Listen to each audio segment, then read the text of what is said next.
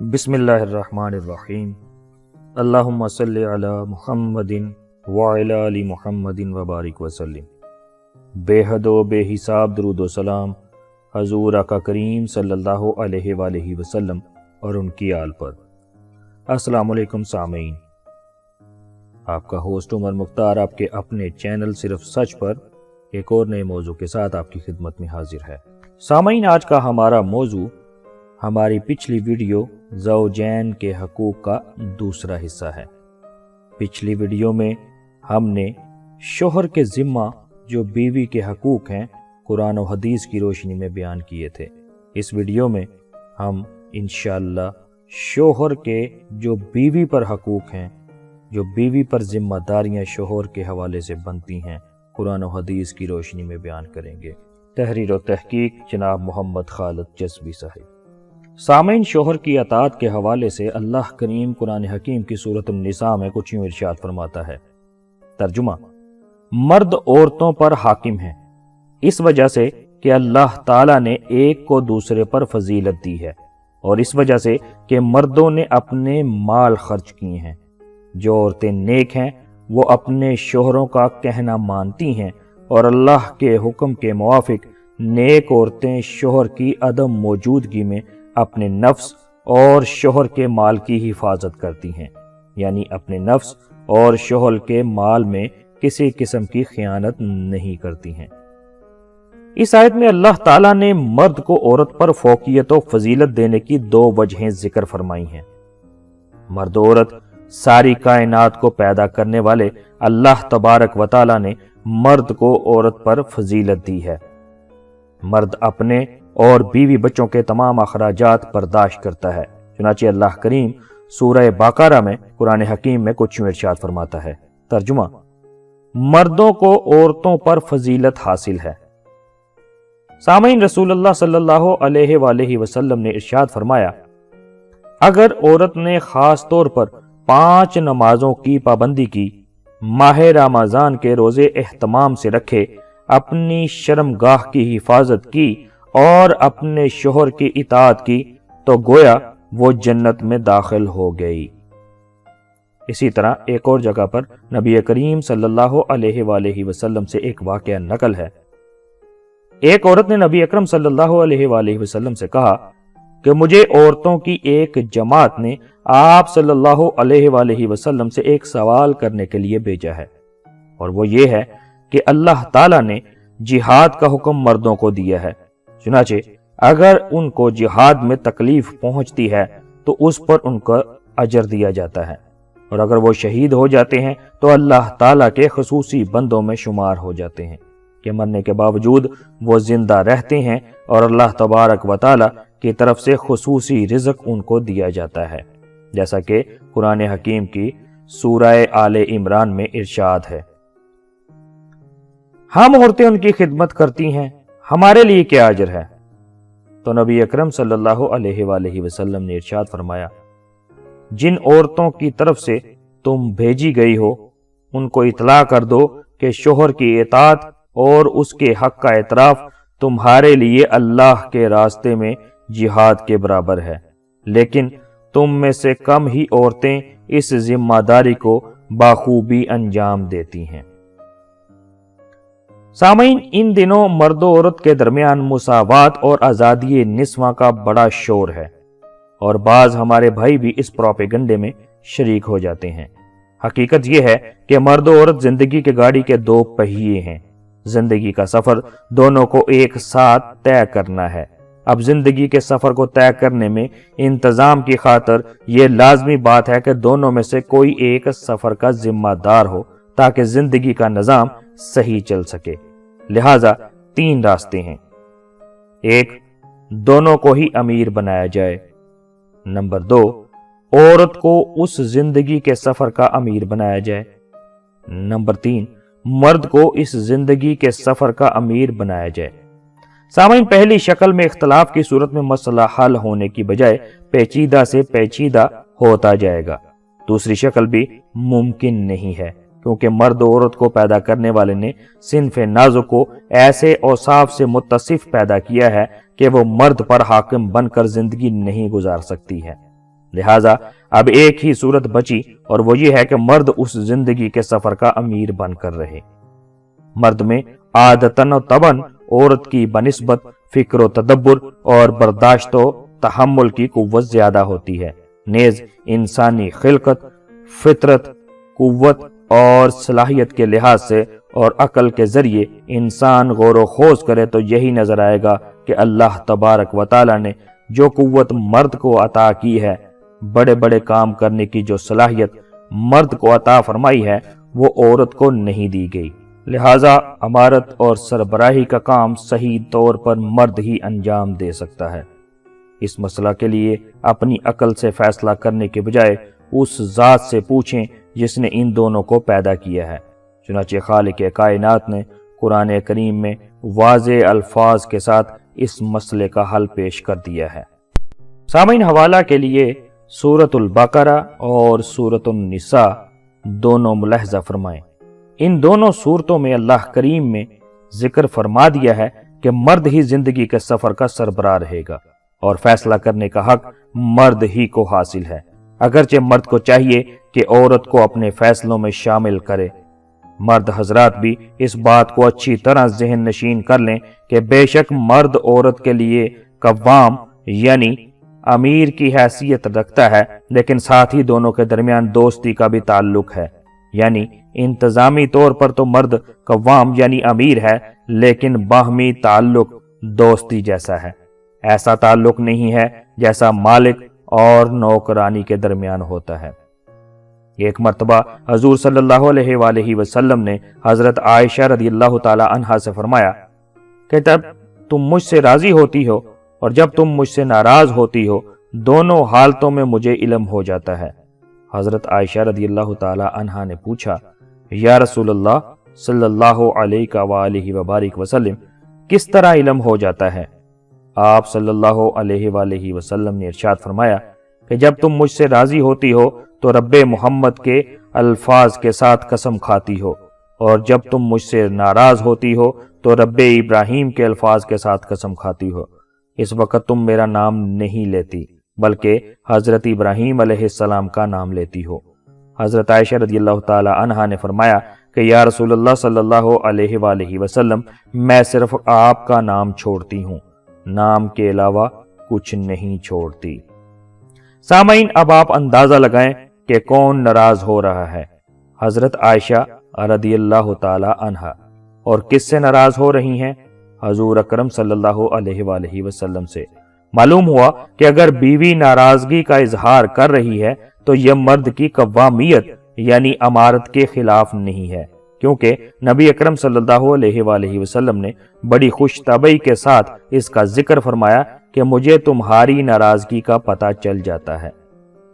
طرح واقع افق کو یاد کریں جس میں حضرت عائشہ رضی اللہ تعالی عنہا پر تہمت لگائی گئی تھی، جس کی وجہ سے حضرت عائشہ رضی اللہ تعالی عنہا پر قیامت صغریٰ برپا ہو گئی تھی، حتیٰ کہ حضور صلی اللہ علیہ وآلہ وسلم بھی بہت پریشان ہو گئے تھے۔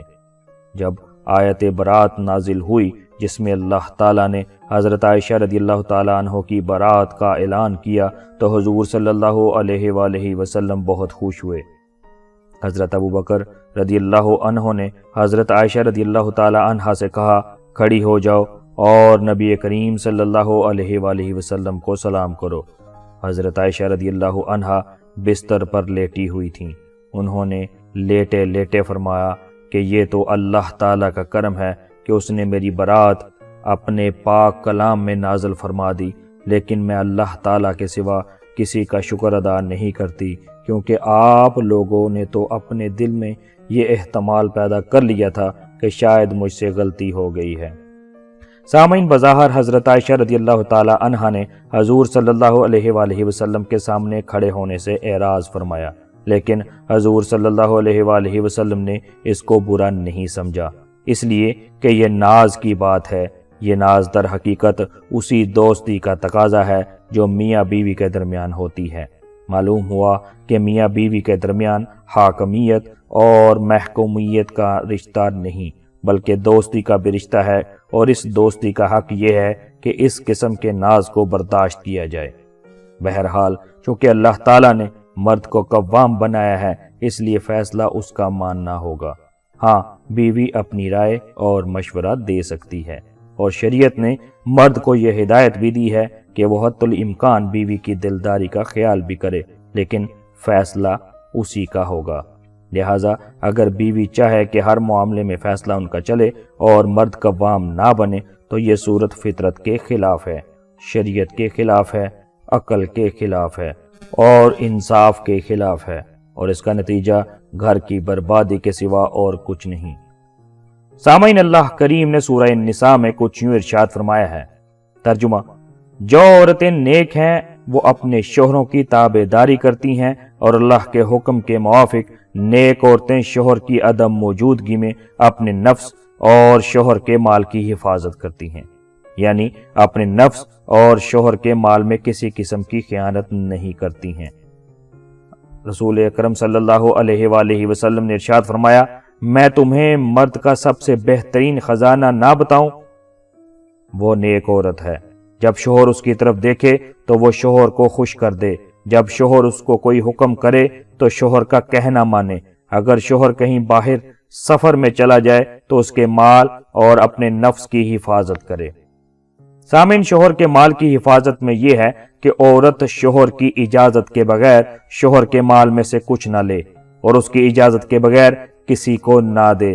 ہاں، اگر شوہر واقعی بیوی کے اخراجات میں کمی کرتا ہے تو بیوی اپنے اور اولاد کے خرچے کو پورا کرنے کے لیے شوہر کی اجازت کے بغیر مال لے سکتی ہے، جیسا کہ نبی اکرم صلی اللہ علیہ وآلہ وسلم نے ہند بنت عتبہ سے کہا تھا جب انہوں نے اپنے شوہر ابو سفیان کے زیادہ بخیل ہونے کی شکایت کی تھی، اتنا مال لے لیا کرو جب تمہارے اور تمہاری اولاد کے متوسط خرچے کے لیے کافی ہو۔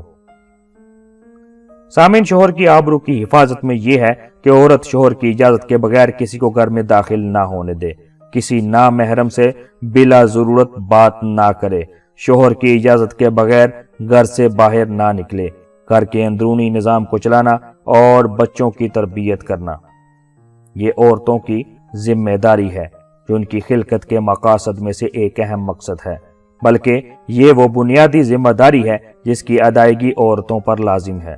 عورتوں کو اس ذمہ داری کے انجام دینے میں کوئی کمی نہیں چھوڑنی چاہیے، کیونکہ اس ذمہ داری کو صحیح طریقہ پر انجام دینے سے فیملی میں آرام و سکون پیدا ہوگا، نیز اولاد دونوں جہان کی کامیابی و کامرانی سے سرفراز ہوگی۔